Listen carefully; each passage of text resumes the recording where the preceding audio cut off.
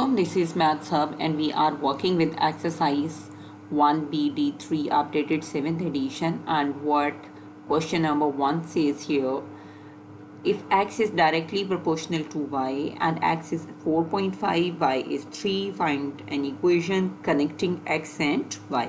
So we'll be talking about the procedure first कि अगर आपके पास डायरेक्टली प्रोपोर्शनल की बात की हुई है तो हम इसको इस तरह से मेंशन करेंगे, x is directly proportional to y, this is the proportionality sign here. और फिर जब हमने इसको इक्वलिटी में चेंज किया तो ये हो गया ky। What directly proportional means, with increase in one quantity the other one is also increases. तो पहली आपके पास वैल्यू x है और दूसरी y है, एक वैल्यू के बढ़ने से दूसरी वैल्यू भी बढ़ेगी, but the second value is something like multiple of constant number. तो अब हम इसको फर्दर प्रोसीड करते हैं। यहाँ तक तो आपने इसको इक्वल टू के साइन के साथ चेंज कर दिया, प्रोपोर्शनलिटी के साइन, और फिर यहाँ पे आपके पास एक कांस्टेंट नंबर आ गया। Then more over it is given कि x की वैल्यू है 4.5 और y की वैल्यू है 3। यहाँ से आपने k की वैल्यू को कैलकुलेट कर देना है। 4.5 को आपने डिवाइड किया 3 के साथ बाय यूजिंग अलजेब्रिक रूल्स, तो ये आपके पास 1.5 आ गया। अब आपके पास फर्दर जो इक्वेशन बनेगी इसको आप एक्सप्रेशन 1 का नाम दे सकते हैं। अब यहाँ पे आपने एक्चुअली ये सारा प्रोसीजर जो है हमने किया है k की वैल्यू को कैलकुलेट करने के लिए। तो हमारे पास अब इक्वेशन बनेगी x is equal to what the value of k is, this is 1.5 और y।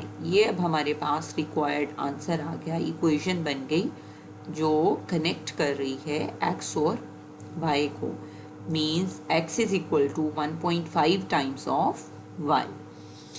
Then the value of x, अब ये इक्वेशन बन गई। अगर हम इसमें x की वैल्यू पुट इन करेंगे we can get the value for y, और अगर हम y की वैल्यू पुट इन करेंगे we can easily get the value for x।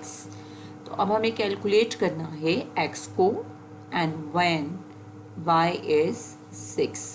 So this is very much simple, आपने y को रिप्लेस कर दिया 6 के साथ, और अब आप इसको मल्टीप्लाई कर दो 1.5 को और 6 को, you will be getting your answer. 1.5 को जब आप 6 से मल्टीप्लाई करते हो तो दिस गिव्स यू 9। तो इधर यू राइट इट 9.0 और 9 बोथ आर ओके। तो ये हमारा सेकेंड पार्ट हो गया। Now we'll be working with third part of the question, that is equation वही आप दोबारा लिख लेंगे which connected x and y। अब इस equation में आपने you will place the value of x here, और यहाँ से अब आप इसको इस फॉर्म में लिखेंगे। Then moreover जब आपको y की वैल्यू कैलकुलेट करना है तो 12 को डिवाइड कर देंगे 1.5 के साथ। तो you can easily use calculator here. 12 divided by 1.5, this gives you 8 from here. तो ये आपका थर्ड पार्ट भी हो गया। तो सबसे इम्पोर्टेंट बात इसमें क्या होती है, जब आपने प्रोपोर्शनलिटी के साइन को इक्वल टू के साइन के साथ चेंज किया, वहाँ पे कांस्टेंट ऑफ प्रोपोर्शनलिटी लगाया। Most of the time we use constant of proportionality as k, और फिर हमने इसको फर्दर प्रोसीड किया क्वेश्चन को, जहाँ पे x और y दोनों की वैल्यू दी हुई होगी, then you can easily get the value for k। तो ये वाला एक्सप्रेशन जो है वो इम्पोर्टेंट है क्वेश्चन का, जिसमें x और y की वैल्यू गिवन है और आपने easily you can get the value for k from here. So will be talking about second question now.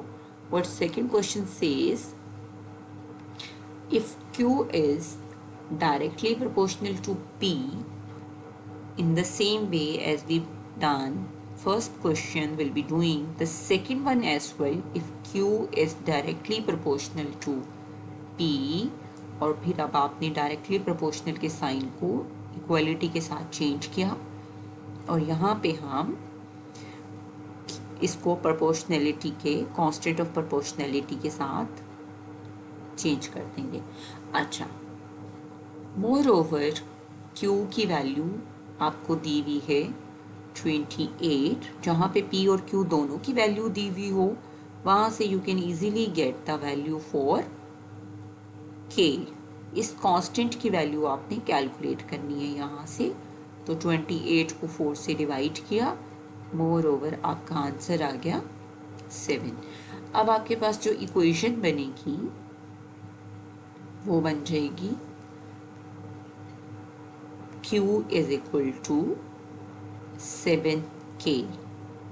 इस एक्सप्रेशन में आपने प्लेस की K की वैल्यू, तो ये अब आपके पास फर्स्ट पार्ट का आंसर आ गया। Express Q in term of P, तो K की वैल्यू 7 प्लेस कर दी और ये आपके पास इस तरह से इक्वेशन बन गई।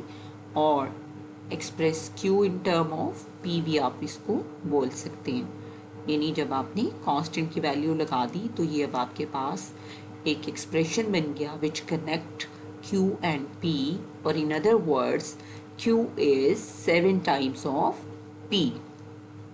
Now we'll be talking about second part of the question. This first is done. तो हमें कैलकुलेट करनी है Q की वैल्यू when P is 5। तो हम यही वाला अपना एक्सप्रेशन इसको 1 का नाम दे दें और या इसको डबल आई कह दें, but we will not use the same sign again, तो हमने इसको 1 का नाम दे दिया। तो इसमें आप जब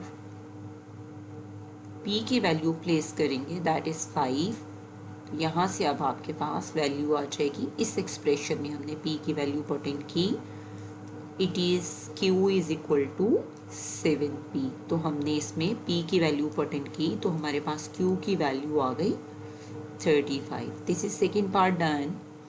Now again you will consider the equation that is Q is equal to 7P. तो आपने P की वैल्यू कैलकुलेट करनी है when Q is 42। तो यहाँ से it is very much easy. आपने P को सेपरेट किया, 42 पे 7 को डिवाइड किया and more over you get P is equal to 6. This is your final answer for third part of the question as well. So what we are going to do, we will be working with question number 3 again now. So what question number 3 is, if Z is directly proportional, all about the question is, it's all about directly proportional. Is Z is directly proportional to X? So we have written the expression, it gives you Z is equal to KX. Means Z जो है वो X के equal उस वक्त होगा जब X किसी constant number से मल्टीप्लाई होगा। अच्छा, मोर ओवर ये आपका बहुत इम्पोर्टेंट एक्सप्रेशन होता है जहाँ पे Z यानी इन दोनों वेरिएबल्स की वैल्यू गिवन होती है। Z की वैल्यू है 12 और X की वैल्यू है 3। नाउ आप you can easily get the value for K की वैल्यू अब आपके पास आ गई 4 और इक्वेशन आपके पास बन जाएगी Z is equal to 4X। ये अब आपके पास इक्वेशन आ गई। And more over find the value of X when Z is 18। अब आपके पास इक्वेशन तो है ये वाली, Z is equal to 4X। यहाँ पे आप X की वैल्यू आपको कैलकुलेट करनी है when Z is 18। तो you can easily calculate the value of X from here। 18 को डिवाइड कर दें 4 के साथ, it gives you 9/2 and half of 9 is 4.5. So this question is also done कि जब आपके पास x की वैल्यू आपको कैलकुलेट करनी है when you are given with z is equal to 18. So this is all about this question number 3. Now we'll be working with question number 4. What question number 4 says, this is b is directly proportional, the same question, directly proportional to a. तो अब आपने इसको replace किया b is equal to ka के साथ, and b is 3 when a is 18. तो अब आपने इसमें सबसे पहले ये दोनों वैल्यूज लगा देनी है. a की वैल्यू है 18 और b की वैल्यू है 3. तो आप यहाँ से इजीली k की वैल्यू पुट इन करें, कैलकुलेट करें. तो it gives you 3 1 times 3 3 6 times 18. तो k की वैल्यू आ गई आपके पास 1/6 और यहाँ से आपके पास इक्वेशन बन जाएगी लाइक आपने k की वैल्यू प्लेस कर देनी है. So the equation will be like it would be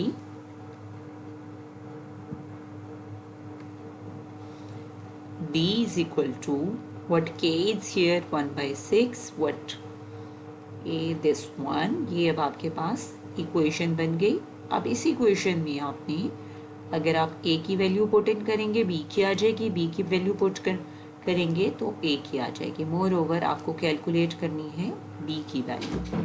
further b की वैल्यू कैलकुलेट करेंगे. What a is here, it is 24. So b comes 12 from here. So this is all about question number 4. Thank you very much and do subscribe the channel for further videos. Thank you.